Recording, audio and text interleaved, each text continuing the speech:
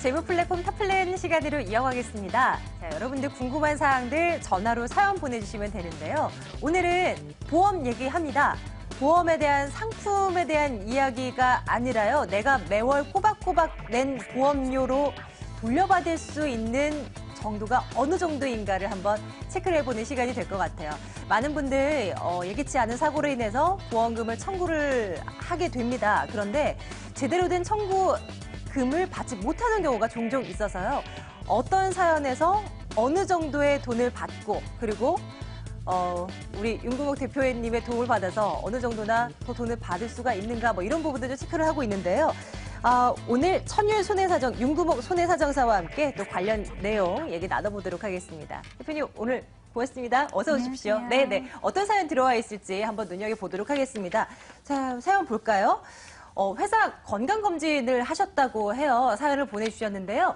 갑상선 결절이 확인되긴 했는데 크기 변화가 없어서 정기적인 관찰만 하고 있다고 이런 분들 굉장히 많으시죠. 그런데 보험 가입을 하고 나서 갑상선 암 진단을 받은 겁니다. 고지 의무 위반이라 보험금 못 준다고 하는데 정말 힘들까요? 라고 말씀 주셨어요. 어떤 보험에 가입돼 있던가요, 대표님? 예, 한번 시청자분 가입되어 있는 보험 한번 살펴보겠습니다. 일단은 그 A생명의 암보험과 이제 비화재 통합보험 총 2건의 보험 가입되어 있으시고요. 보장기간은 각각 100세 만기 또 20년 납입으로 가입을 해주셨고요. 시기는 동일하게 2011년 10월 가입을 해주셔서 총 납입보험료 12만 8천 원으로 확인되시네요. 네. 자, 구체적인 내용도 한번 볼까요? 일단은 갑상선 암 진단을 받았다고 하셨어요. 암 진단 시 받을 수 있는 보험 액수가 어느 정도인 건가요? 일단 그 A생명 암보험부터 먼저 살펴보겠습니다. A생명 암보험에서는 일단은 암 진단비가 3천만 원 가입이 되어 있으시고요. 암 수술비는 300만 원, 또 일당으로 받을 수 있는 암 입원 일당은 3일 초과 1일째부터 5만 원씩 가입이 되어 있으시네요. A생명의 암보험은 이러했고요. 네. 비화재 통합보험도 한번 열어볼게요. 92,000원 내고 계셨다면 어느 정도 좀 보장 내용이 더 단단하지 않을까 싶긴 한데요. 네, 일단 그 비화재 통합보험에는 진단비는 특약으로 1,000만 원 가입되어 있으셨고요. 입원 의료비가 5천만 원 한도로 따로 가입이 되어 있으시네요. 그래서 우리 시청자님은 갑상선 암 진단을 받고 내가 가진 보험 안에 암 진단비가 들어가 있으니 당연히 보험사에 청구를 하셨겠죠? 결과는 어땠습니까? 예, 좀 안타깝게도 앞서서 이제 사례자분께서 말씀해 주신 것처럼 가입 전에 갑상선 결절이 있었다는 이유로 고주의무 위반으로 보시다시피 진단비, 수술비, 입원비, 의료비까지 전혀 보장을 못 받으시고 네. 심지어 고주의무 위반으로 인한 해지까지 되신 그런 상황이었습니다. 2건 다 해지가 된 상황이었어요? 예, 맞습니다. 그러면 치료비를 전혀 못 받은 건가요? 예, 맞습니다. 안타깝지만 그렇습니다. 웬일이에요? 지금 시청자님, 우리 대표님, 그 암보험과 통합보험 우리 시청자님 가지고 계신 거 안에 실손도 전혀 없었던 건가요? 예, 입원 의료비가 보장이 되어 있긴 하셨는데 네. 어쨌든 가입 시기 자체가 네. 보험 가입을 하시고 나서 1년 이내에 이제 가입 진단이 되신 거고 고주의무 위반이라는 내용이 있었다 보니까 뭐 보장 전혀 받지 못하시고 해지가 되신 그런 상황이었어요. 네. 치료를 받은 것도 아니고 네. 단순히 건강검진 받아서 어느 정도 뭐 이 정도는 괜찮다라는 얘기를 분명히 들으셨을 거고 정기적으로 검진만 받았는데도 이게 문제가 된다니 이거는 진짜 너무한 것 아닌가? 이런 생각도 하게 돼요. 일단은 뭐 구체적인 내용 보겠습니다. 진짜 고지 의무 위반에 해당되는 케이스였어요? 예, 한번 진단명부터 좀 상세하게 말씀을 드려볼게요. 사례자분의 좀 상세한 진단명을 보면 갑상선 전이암에 진단이 되신 거고요. 진단 코드는 C77 코드로 이제 치료도 양측 갑상선 전 절제술을 시행을 하실 만큼 네. 좀 상태가 좋진 않으셨거든요.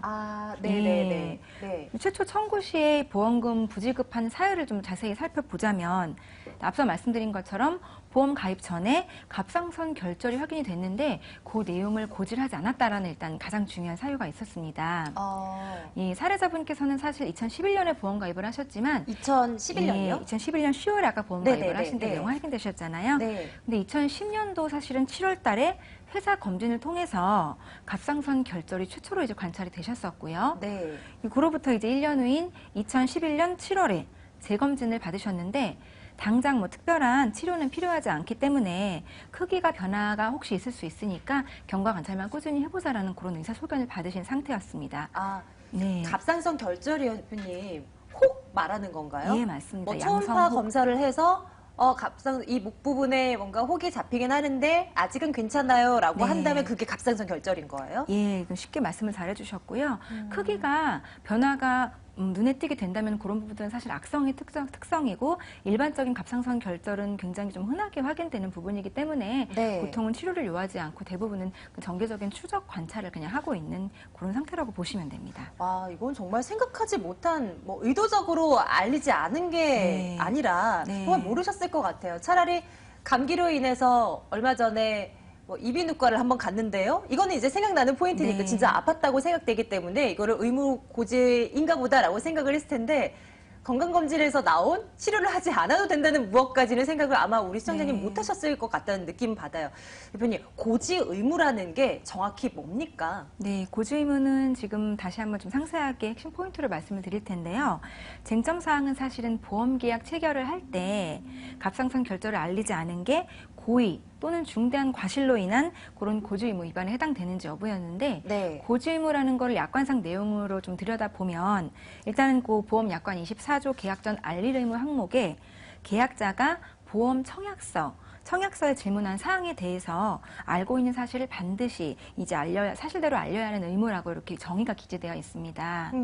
그리고 또한 그 25조 계약 전 알릴 의무 위반 효과를 또 확인을 해보면 위반 시에 혹시라도 계약자가 이제 고의 또는 중대한 과실로 인해서 중요한 사항을 사실과 다르게 알린 경우에는 해지 또는 보장을 제한할 수 있다라고 규정을 하고 있습니다. 만약에 본인은 몰랐어요. 우리 시청자님처럼 모르는 상태에서 보험을 가입했는데 보험사 입장에서는 이게 의도적으로 알리지 않았다고 판단한 거죠. 그래서 개지를 해약을 한 거예요. 네, 맞습니다. 해지를 시켜버리면 내가 냈던 보험금은 전액 못 받게 되는 건가요? 네, 요거는 고의 또는 과실로 인한 거기 때문에 한마디로 선해가 아닌 악의로 보잖아요. 네네, 그러다 네. 보니까 보험료를 전혀 돌려받지 못하게 됩니다. 그렇군요. 네. 그러면 애초에 보험 가입을 할 때 우리는 이런 것들을 금융 소비자가 잘 알고 가입하는 수밖에 없을 것 같아요. 어쨌거나 보험사와 싸워서 이기기가 참 어려운 거잖아요. 네. 이게 계약을 맺을 때 청약서에서 보험사에서는 보통 어떤 질문을 우리에게 던집니까? 네, 일단 사례자가 해당되는 그런 청약서 질문 사항을 통해서 좀 자세하게 말씀을 드리자면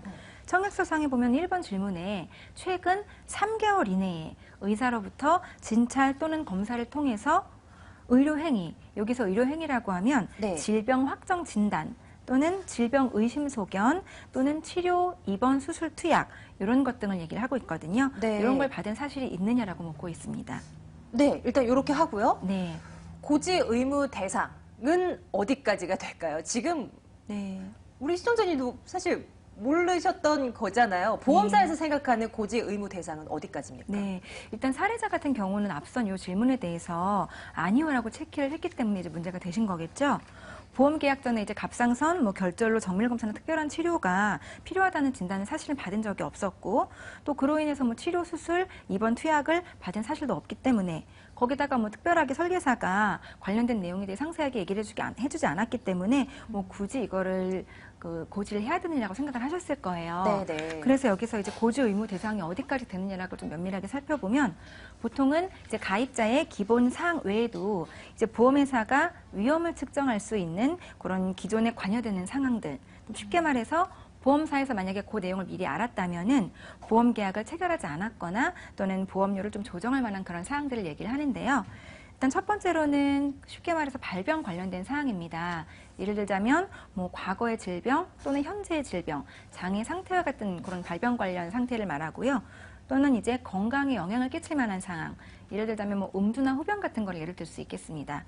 또 네. 마지막으로는 개인의 위험도에 관여하는 사항인데 예를 들어 운전 여부라든지 좀 위험한 오토바이나 그런 걸 운전하실 수도 있잖아요. 그런 운전 여부라든지 좀 직업이라든지 또는 부업처럼 외부 환경으로 인해서 좀 개인의 위험도에 관여하는 사항들을 알릴 의무에 포함되는 사항이라고 보시면 되겠습니다. 우리 시청자님의 케이스를 들여다보면 네.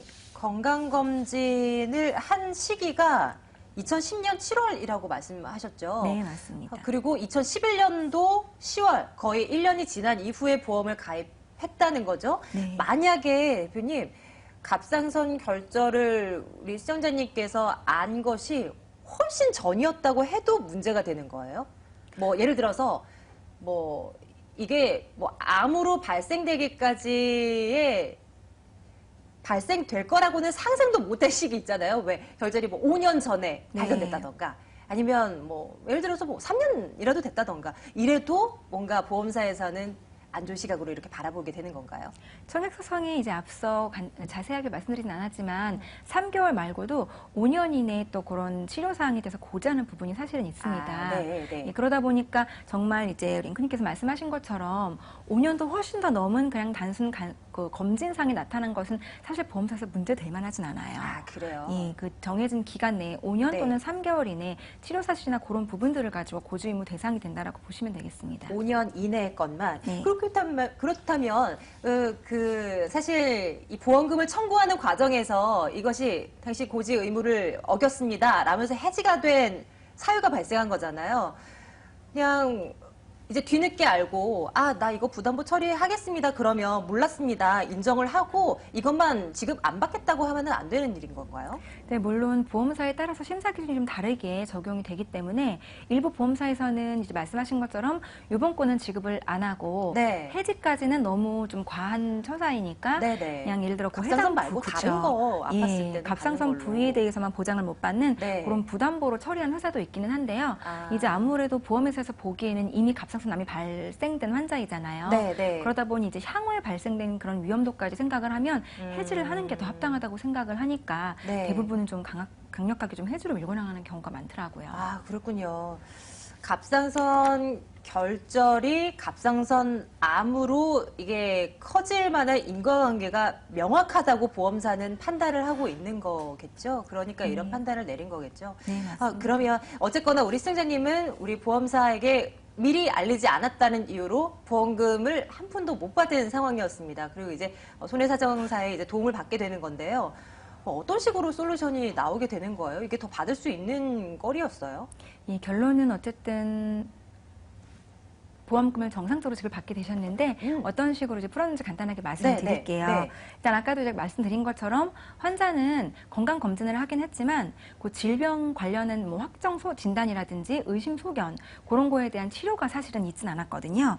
그리고 특히나 통상적으로 갑상선 결절이라는 것이 뭐 2명에서 4명 중 1명꼴로 발생된다는 그런 사실을 감안을 했을 때 검진상 갑상선 결절은 사실 고지 의무 사항이라고 보기는 어렵다라는 걸로 이제 결론을 내려서 전액 지급 받을 수 있는 그런 사례가 되었습니다. 그러면 한번 볼까요? 지금 기존에 우리 시청자님께서 생명사 보험, 암보험 하나 가지고 계셨고요.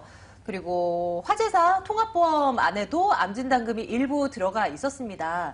이게 A생명의 생명사의 암보험 안에는 암진단비가 3,000원 들어가 있었어요. 2011년도 10월에 36,000원 정도의 보험료를 납부하고 계셨었고 화재사의 통합보험 안에도 암진단금 1,000 들어가 있었습니다. 그리고 뿐만이 아니라 그 특약들을 보면 수술비도 있고 입원비도 발생하고 있고 뭐 등등해서 항목들이 있어요. 그런데 기존에는 못 받으셨다라는 겁니다. 어떻게 바뀌었을까요? 얼마나 받을 수가 있었을까요? 함께 보도록 하겠습니다. 일단은 지금 토탈 액수가 나오고 있는데요. 4천이에요, 대표님? 이거 좀 봐주세요. 어떻게 이렇게 된 거죠? 네, 일단 암진단비가 A생명에 3천만 원 가입되어 있으셨고 네. 또 비화재에 1,000만 원 가입되어 네네. 있으셨잖아요. 네. C77 코드가 이제 일반암에 해당되는 내용이기 때문에 진단비 전액 4천만 원 수령하게 되셨고요. 또 이제 수술비 A생명에 300만 원, 또 암 입원비 A생명에 3일초가 4일째부터 5만 원씩 이제 그 4일 계산되어서 20만 원 지급받게 되신 거고요. 입원 의료비 같은 경우에도 이제 550만 원 사용을 하셨는데 그 중에서 이제 90% 처리되셔서 495만 원까지 합계 토탈 4,815만 원 실질적으로 수령을 하게 되셨고요. 해지됐던 계약도 유지하는 걸로 변경 처리가 잘 되셨습니다. 엄청난데요? 네. 지금 한 푼도 못 받았던 것을 이 갑상선 결절에 대한 어떤 미고지로 인한 사례를 저희가 들여다봤는데요. 어떻게 조율을 해봤더니 이제 4,800만 원이 넘는 보험금을 청구받을 수 있었던 케이스였습니다. 대표님 어때요? 주변에 보면 이 고지 의무 대상을 어겨서 이 보험금 지급을 못 받은 사례가 많아요? 굉장히 다양하게 발생할 것 같은데요. 예, 맞습니다. 굉장히 사실은 많고요. 오늘 대표적으로 이제 여성분들에게 흔하게 발생하는 결절에 대해서 말씀을 드렸지만 네. 간단하게도 뭐 위 내시경 검사를 했는데 네. 가벼운 위염이 나왔어요. 네네. 그러고 나서 이제 보험 가입을 하시고 나서 얼마 안 돼서 위암 발생이 됐다. 뭐 그런 케이스에서도 사실 뭐 나는 특별하게 약을 뭐 오랫동안 처방을 받은 것도 아니고 네. 크게 생각을 하지 않아서 고지를 안 한 것뿐인데 인과관계가 있는 질병이라고 해서 고지의무 위반이라 해서 앞서 사례자분처럼 보험금을 지급받지 못하시거나 해지가 되는 경우도 발생이 실질적으로 많이 있고요. 네. 굉장히 사실 많다고 볼 수 있겠습니다. 그러니까 인과관계가 있는 경우에만 네. 보험사가 따지는 거겠죠. 뭐 당연히 위 내시경을 받았는데 위험이었어요. 그런데 뭐 1년 이후에 갑상선암이 걸린 거예요. 그랬을 때는 이게 네. 걸고 넘어질 포인트는 아닌 거죠. 예, 보험금 지급에는 물론 이제 인과관계가 없을 때는 영향이 없이 지급을 받을 수는 있겠지만 네네. 고지 의무 관련해서 이제 해지할 수 있는 권한은 보험사가 이제 그 가입일로부터 3년 이내까지는 해지할 수 있는 권한이 있다 보니까 인과관계 없는 부분에 대한 고지 의무 위반 사항이 확인이 되더라도 그 청구 금액은 받을 수 있지만 또 해지가 될 수 있는 상황이 발생이 될 수가 있습니다. 와, 이런 걸 잘 알고 가입을 해야겠습니다. 네. 아유, 뭐 별거 아닌데 그냥 가입하지 뭐 별일 있겠어? 설마 나에게? 라는 생각으로 했다간 나중에 낭패 보기 십상인 것 같아요. 좀 정리를 좀 해주실까요? 어떤 부분들 저희가 좀 알고 있으면 도움이 되겠습니까? 네, 일단은 그 내가 고지한 사항에 관련해서 청약서상의 질문사항을 꼼꼼히 검토해서 거기에 해당이 되는지 여부를 살펴보셔야겠고요. 또 이제 고지 의무와 보험금, 또 청구 사유에 대해서 인과관계가 있느냐, 내가 이 보험금을 인과관계가 있기 때문에 받을 수 없느냐, 있느냐, 그 부분들도 한번 따져보셔야겠고요. 또 마지막으로는 고지 대상 여부에 대해서 이제 앞서 말씀드린 것처럼 어디까지가 고지 의무 대상인지를 검토를 해보셔야겠는데요. 또 고지상의 경우는 보험 계약 전뿐만이 아니라 이제 보험 계약 기간 중에라도 이제 변동사항이 좀 위험한 변동사항이 생기게 되면 또 알리셔야 되는 그런 부분도 있기 때문에 상품에 따라 또 고지 의무 위반 관련된 사항도 다른 경우도 있으니까 그런 부분들까지 좀 꼼꼼히 살펴보셔야겠습니다. 네, 저는 궁금한 사항들 있으시면 언제든지 문의를 넣어주시길 바랄게요. 02786-102-1023번 통해서 전화를 받겠습니다. 보험금 지급을 혹시 거절당했거나 뭔가 억울한 상황이 나에게 좀 닥친 것 같다 하신다면 언제든지 뭐 연락을 주십시오. 도와드릴 수 있는 부분들 저희가 또 점검해드리도록 하겠습니다. 손해사정에 대한 꼼꼼한 팁을 오늘도 이분과 함께 말씀 나눠봤네요. 첨유 손해사정 윤금복 손해사정사와 함께 말씀 나눴습니다. 오늘 말씀 고맙습니다. 감사합니다.